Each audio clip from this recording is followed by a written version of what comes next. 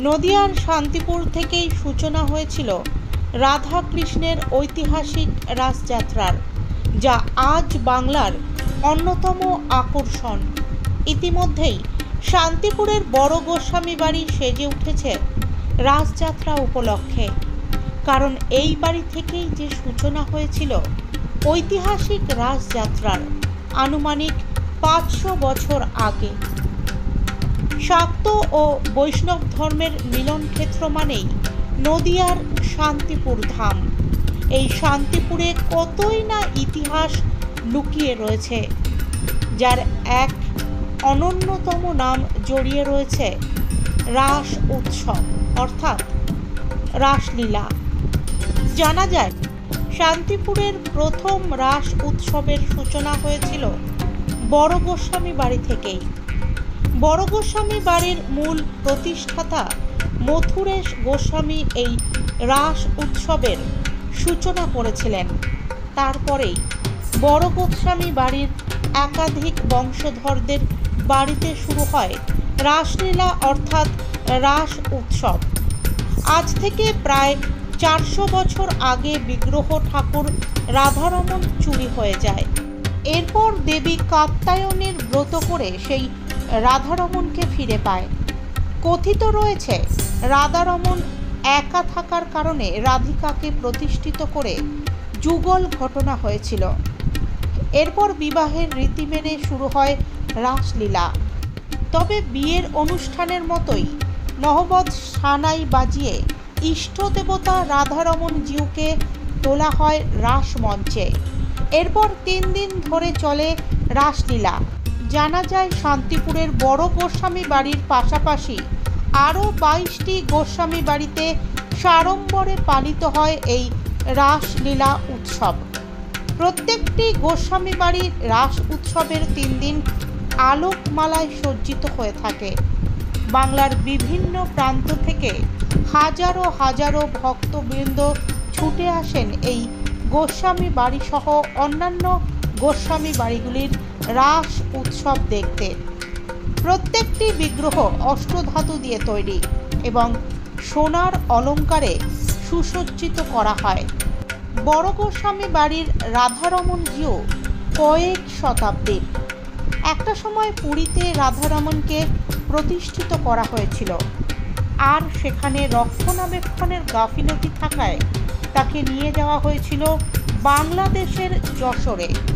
সেখানেই নবাবদের আক্রমণ থেকে রক্ষা করতে বড় গোস্বামী বাড়ির বংশধর মথুরেশ গোস্বামী রাধারমণকে নিয়ে এসেছিল এই বড় গোস্বামী বাড়িতেই, কারণ সেই সময় মথুরেশ গোস্বামী ছিলেন যশোরের বৈষ্ণবদের গুরুদেব। তাই ইষ্ট দেবতাকে রক্ষা করতে সেখানকার সেবায়েতরা গুরুদেবের হাতেই তুলে দিয়েছিলেন। এবছর রাসের একটা বিশেষ আনন্দের ব্যাপার হচ্ছে, এবছর রাস শুক্র শনি রবি। আমরা এক্সপেক্ট করছি অন্যান্য বারের তুলনায় 2 গুণ বা 3 গুণ মানুষ আসবে। সংখ্যাটা হাতে গুণে বলা খুবই কঠিন। এইটা একটা বিশাল বড় আমাদের কাছে চ্যালেঞ্জও বটে, কেননা আমাদের গোস্বামী বাড়িগুলোর ক্ষেত্রে আমরা তো প্রচুর সংখ্যক সাধারণ মানুষকে নিয়ে যেতে পারি না, আমাদের বাড়ির সেবায়েতরা মিলে রাসটাকে মেনটেন করেন। সেই দিক দিয়ে আমাদের বিষয়ে এটা আমরা চেষ্টা করব যতটা সম্ভব সুশৃঙ্খলভাবে মানুষকে তাদের ব্যবস্থা করে দেওয়া যায়, থাকার ব্যবস্থা করে দেওয়া যায়। আর আশা করছি বড় গোস্বামী বাড়ি প্রতিবার এক অনন্য নাম রাখে এবং এই পুজো থেকেই কিন্তু রাসের একেবারে সূচনা বলা যেতে পারে, বিগ্রহ সামনে আসার পর। কত বছরে পড়লো এবং এই পুজোর ইতিহাস কি এবং কে এই পুজো প্রথম এই রাসযাত্রায় সামনে এনেছিল দর্শনার্থীদের? শান্তিপুরের রাস, পুরো রাসটাকেই আমরা ভাঙা রাস বলি। আমাদের একটা প্রথম ভুল ধারণা ভেঙে দিই, ভাঙা রাস শুধু শোভাযাত্রা নয়, গোটা শান্তিপুরের রাসটা ভাঙা রাস। দেখুন, রাসলীলা বৈষ্ণবদের একটা মূল উৎসব, বহু বছর ধরে চলে আসছে। কিন্তু আমরা যতদূর তথ্য পেয়েছি, বড় গোস্বামী বাড়ির মূল প্রতিষ্ঠাতা মথুরেশ গোস্বামী আজ থেকে 350 বা 400 বছর আগে আনুমানিক প্রথম এই রাসযাত্রার সূচনা করেন। তিনি এই রাস সূচনা করেন আমাদের বাড়ির যে মূল শোভিত বিগ্রহ রাধারমণ, যার নাম অতীতে ছিল দোল গোবিন্দ, সেই মূর্তি একবার চুরি হয়ে যায়। তারপরে বাড়ির জ্যেষ্ঠবধূরা বিভিন্নভাবে ব্রত করে, কাত্যায়নী ব্রত করে সেই দোল গোবিন্দকে ফিরে পান এবং তার পুনর্নামকরণ হয় রাধারমণ। এবং তার সঙ্গে যেহেতু যুগলে থাকাটা সব গোস্বামী বাড়ির রীতি, আমাদের শ্রীমতীকে এনে দুজনের মিলন ঘটানো হয়। আমরা মনে করি এটা রাধারমণ এবং শ্রীমতীর লৌকিক বিবাহ। এবং সেই বিবাহের তৃতীয় দিন সারা নগরবাসীকে দেখানো হয় যে আমাদের বাড়ির নতুন বধূরূপে শ্রীমতী এসছেন। সেই থেকে শান্তিপুরের ভাঙা রাসের সূচনা এবং সেই থেকে শোভাযাত্রার সূচনা। এইভাবে বড় গোস্বামী বাড়ি থেকে শুরু করে বিভিন্ন গোস্বামী বাড়ি তাদের অনুসারী হয়ে শান্তিপুরের রাসযাত্রা শুরু। যেটা হচ্ছে নহবত সানাই বাজে এবং তারপরে এই সূচনা আর কি বলা যেতে পারে প্রথম থেকেই শুরু হয়। তার মানে যেহেতু বলা হচ্ছে যে বিবাহ দেওয়া হয়, সেই কারণেই কি সানাই? হ্যাঁ, আসলে এটা তো আমরা অন্তত লৌকিক বিবাহ মনে করি, মানে বাস্তবে সেই যুগে না হলেও এই যুগে আমরা কলিতে চেষ্টা করেছি একটা লৌকিক বিবাহ দেওয়ার।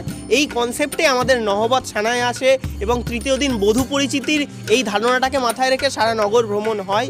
কুঞ্জভঙ্গের কি নিয়ম রয়েছে এবং এই যে কুঞ্জভঙ্গের মাধ্যমে দেখা যায় যে বহু গোস্বামী বাড়ির যারা সুসন্তান রয়েছেন, যারা পুরনো দিনের যারা বয়স্করা রয়েছেন বা শান্তিপুরবাসীর যারা সব থেকে বড় কথা যারা ব্রাহ্মণ দীক্ষিত, তারা বিগ্রহ নিয়ে নাচানাচি করেন, সেটাও কিন্তু দেখা যায়। সেটা কুঞ্জভঙ্গটা ইউনিক একটা অনুষ্ঠান, যেটা বোধহয় আমার মনে হয় সারা বিশ্বে কোথাও হয় না এইরকমভাবে। আমাদের কুঞ্জভঙ্গের মূল কনসেপ্টটা হচ্ছে 3 দিন তো রাসমঞ্চে ঠাকুর থাকলেন, তারপর ঠাকুর ফিরবেন তার মূল মন্দিরে। এই মূল মন্দিরে তাকে একটু আনন্দ দিয়ে নাচিয়ে নাচিয়ে ঘরে ফেরানো, এই কনসেপ্টটা থেকে কুঞ্জের ভঙ্গ ভেঙে যাচ্ছে, রাসকুঞ্জ ভেঙে গিয়ে তাকে নাচিয়ে নেওয়া হচ্ছে। স্বভাবত ওই রাধারমণ বা অন্যান্য বিগ্রহকে গোস্বামী বাড়ির পবিত্র যারা বংশধর তারা ছাড়া কেউ ছোঁয়াটা কিছুটা আমরা মনে করি যে তার একটা গুরুত্বপূর্ণতা রয়েছে, বাড়ির একটা ইতিহাস রয়েছে, তাই ওই দিনটাকে গুরুত্ব দিয়ে বিশেষভাবে আমরা এবছরও সেটা করছি, চলছে। শ্রী চৈতন্যদেবের সাথে এটাই সম্পর্ক। অদ্বৈত হচ্ছে শ্রী চৈতন্যদেবের অন্যতম মন্ত্র শিক্ষা, এই মন্ত্র বলবো না, এক ধরনের স্পিরিচুয়াল আধ্যাত্মিক গুরু এবং পঞ্চতত্ত্বের একজন। অদ্বৈতকে চৈতন্য মানে নিজের পিতৃসম মানতেন এবং আমরা তারই বংশধর। বড় গোস্বামী বাড়ির থেকে শান্তিপুরের সব গোস্বামী বাড়ি তারই বংশধর, সেই হিসেবে তো একটা সম্পর্ক রয়েছে। আমার নাম অদ্রিপ গোস্বামী, বড় গোস্বামী বাড়ির আমি 13তম বংশধর অদ্বৈত।